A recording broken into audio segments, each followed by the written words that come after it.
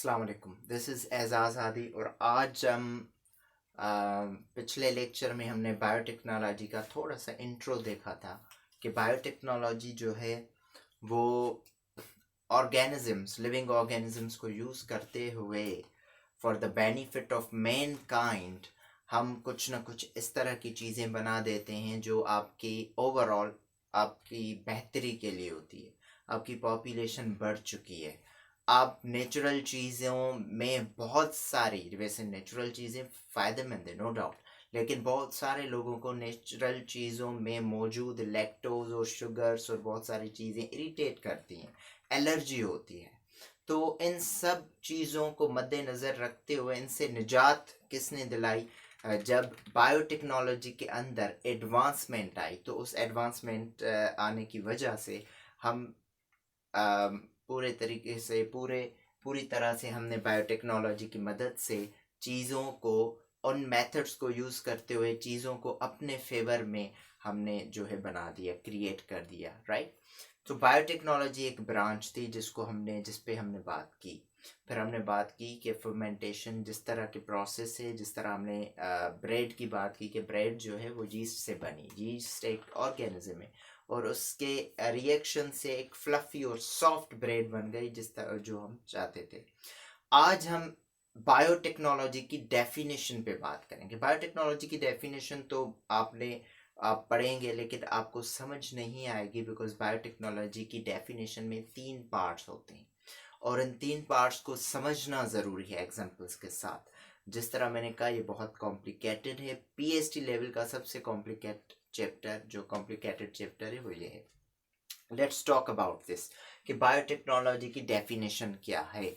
Biotechnology में 3 method, 3 चीज़ें, वो 3 पार्ट्स हैं। उन 3 पार्ट्स ऑफ द फॉलोइंग, नीचे मैंने अभी एक ही लिखा है, 2 और लिखूंगा।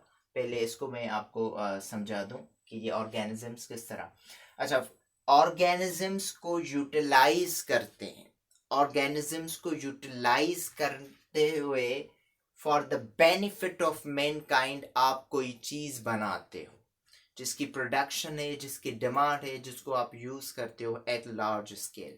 किस तरह? वाइन, वाइन की प्रोडक्शन कितनी ज़्यादा है पूरी दुनिया में। वाइन, अगर हम नॉन मुस्लिम्स की बात करें, नॉन मुस्लिम्स बहुत हैं तो वो वाइन यूज़ करते हैं, राइट। सर्व होती है वाइन डिनर में और इनमें लंच में। तो वाइन प्रोडक्शन बहुत ज़्यादा है। वाइन बनती कैसे है और वाइन को अगर आपने बनाया तो किस तरह बनाया? देखें, पहला पार्ट इस डेफिनेशन का, बायोटेक्नोलॉजी में ऑर्गेनिजम्स का यूटिलाइज किया करते हुए, इसको ऑर्गेनिजम्स को यूटिलाइज करते हुए हमने वाइन की प्रोडक्शन की। किस तरह?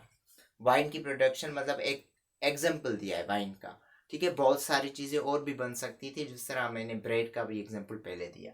अच्छा, वाइन की प्रोडक्शन कैसे हुई? देखें, वाइन बनता है ग्रेप जूस से, राइट। ग्रेप्स से बनता है, ग्रेप्स को निचोड़ के जूस जो निकलता है उनसे वाइन बनता है। लेकिन उनसे जो ग्रेप्स को निचोड़ते हैं उसमें जो जूस होता है, उस ग्रेप जूस के अंदर एक शुगर होती है, राइट। शुगर, नेचुरल शुगर उसमें जो मौजूद है, उस शुगर को जब हम ऑर्गेनिज्म यीस्ट के साथ ऐड करते हैं, रिएक्ट कराते हैं, ऐड करते हैं उसको यीस्ट के साथ, तो उस यीस्ट के साथ रिएक्ट और ऐड होने के बाद हमें जो बाय प्रोडक्ट्स मिलते हैं वो कौन से मिलते हैं? एक अल्कोहल मिलता है और एक कार्बन डाइऑक्साइड मिलती है, गैस, ठीक है।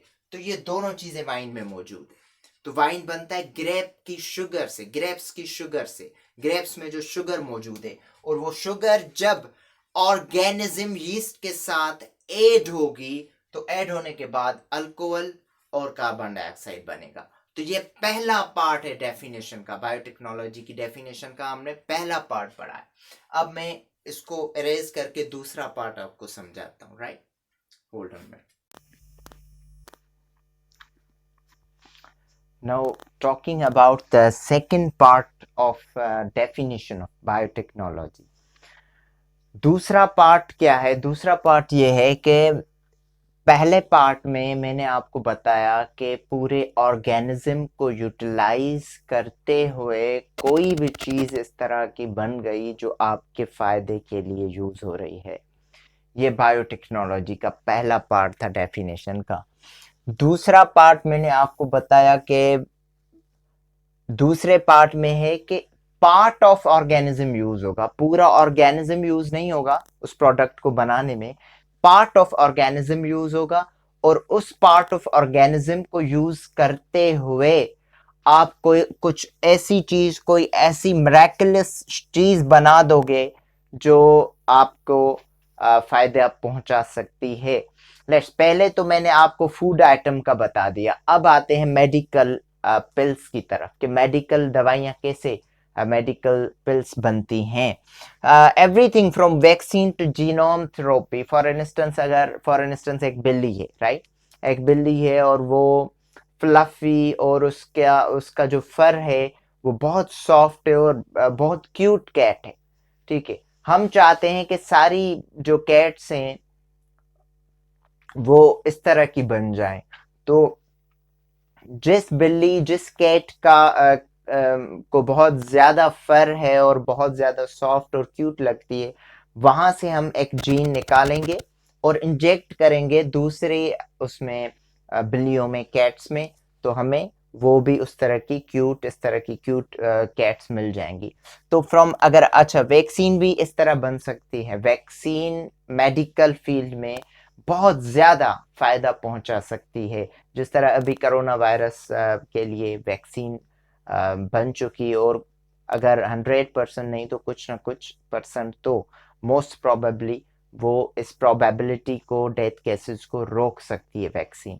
तो अब यहाँ पर भी जो वैक्सीन बन रही है, hepatitis H B vaccine, hepatitis B vaccine बनी, रिकॉम्बिनेंट वर्जन बना, और यही वजह है इसको हम रिकॉम्बिनेंट एच बी वैक्सीन भी कह सकते हैं, रिकॉम्बिनेंट हेपेटाइटिस बी वैक्सीन भी कह सकते हैं। और क्यों कहते हैं रिकॉम्बिनेंट? इसलिए कहते हैं, पहले रिकॉम्बिनेंट वर्जन नहीं था वैक्सीन का। पहले क्या होता था, पहले हेपेटाइटिस वैक्सीन जो बनी, जिन्हें भी हेपेटाइटिस बी का शिकार जो भी पेशेंट होता था, उसके लिए क्या करते थे, पहले तो पेशेंट का होना जरूरी है, कोई इन्फेक्टेड बंदा हो, फिर उस इन्फेक्टेड बंदे से हम ब्लड इंजेक्ट करते थे, ब्लड इंजेक्ट करके फिर हम वैक्सीन तैयार करते थे। लेकिन उस हेपेटाइटिस बी पेशेंट जिसको हम इंजेक्ट करते थे, जिससे हम ब्लड निकालते थे, वो ब्लड बहुत ज्यादा अमाउंट में चाहिए होती है वैक्सीन बनाने के लिए। तो एक तो बहुत ज्यादा एक ये प्रोसेस पेनफुल हो जाता है उस पेशेंट के लिए जो इन्फेक्टेड है ऑलरेडी, एच बी जिसे हेपेटाइटिस बी है। तो फिर हमने क्या किया, प्रीवियसली तो इस तरह वैक्सीन बनती थी और बहुत ज्यादा इसके साइड इफेक्ट्स थे। फिर हमने क्या किया, फिर हमने रिकॉम्बिनेंट वर्जन बनाया वैक्सीन का। किस तरह रिकॉम्बिनेंट वर्जन बन गया, हमने पैथोजेनिक वायरस, पूरा वायरस यूज नहीं किया, पैथोजेनिक वायरस एक माइक्रो ऑर्गेनिज्म है, माइक्रो ऑर्गेनिज्म है वायरस, उसका कुछ पार्ट हमने यूज किया, यूटिलाइज किया, और उसका स्मॉल पार्ट यूटिलाइज करने के बाद हमने एक वैक्सीन बनाई जिसका नाम हुआ, जो पॉपुलर हुई किस नाम से, हेपेटाइटिस बी रिकॉम्बिनेंट वैक्सीन से। इसको हम नाम देते हैं फर्स्ट एंटी कैंसर वैक्सीन, भी इसका हम नाम देते हैं। क्यों एंटी कैंसर है? क्योंकि यही वैक्सीन आप वो बंदे लिवर कैंसर की प्रोबेबिलिटी को बहुत ही कम कर देता है, इसलिए इसको हमने एंटी कैंसर वैक्सीन भी कहा। और रिकॉम्बिनेंट एच बी वैक्सीन के फवायद ये हैं कि एक रिसर्च शो कर रही है कि अगर ये वैक्सीन आप, एक रिसर्च शो कर रही है, रिसर्च है कि अगर ये हेपेटाइटिस बी रिकॉम्बिनेंट वैक्सीन अगर आप किसी हेपेटाइटिस बी के पेशेंट को लगाते हो तो फिर कभी भी वो उसे हेपेटाइटिस बी दोबारा नहीं हो सकता। मोस्ट प्रोबेबली वो दोबारा इस डिजीज का शिकार नहीं बन सकता। तो ये बहुत बड़ा एक फायदा है, और बल्कि इसको हम मिरेकल कह सकते हैं। This isn't this miraculous? Miraculous हम इसको कह सकते हैं कि ये मिरेकल हुआ, और in the field of medicine एक वैक्सीन बनी। और क्यों बनी? ये बायोटेक्नोलॉजी की एडवांसमेंट की वजह से बनी। तो बायोटेक्नोलॉजी की जो डेफिनेशन है उसमें यह है कि या तो हम पूरा ऑर्गेनिज्म उसको यूटिलाइज करने के बाद कोई ऐसी चीज, कोई ऐसी एडिबल फूड आइटम्स या कोई भी ऐसी चीज बना देते हैं जो overall at large scale for the benefit of Mankind use होती है। और दूसरा पार्ट इसका डेफिनेशन का ये है कि हम एक small part of organism use करते हैं, लिविंग ऑर्गेनिज्म यूज करते हैं, small part of living organism, जिसको यूटिलाइज करने के बाद एक ऐसी मेडिकल दवाइयां बन गई, पिल्स बन गई, जिससे वैक्सीन तैयार की जाती है। और जिस वैक्सीन से लिवर कैंसर की प्रोबेबिलिटी कम हो जाती है, और की उसको यूज करने के बाद आप दोबारा उस डिजीज में मुब्तला नहीं हो सकते। बहुत बड़ा मिरेकल है in the field of medicine. तो ये किस तरह ये पॉसिबल हुआ? ये बायोटेक्नोलॉजी की एडवांसमेंट की वजह से हुआ।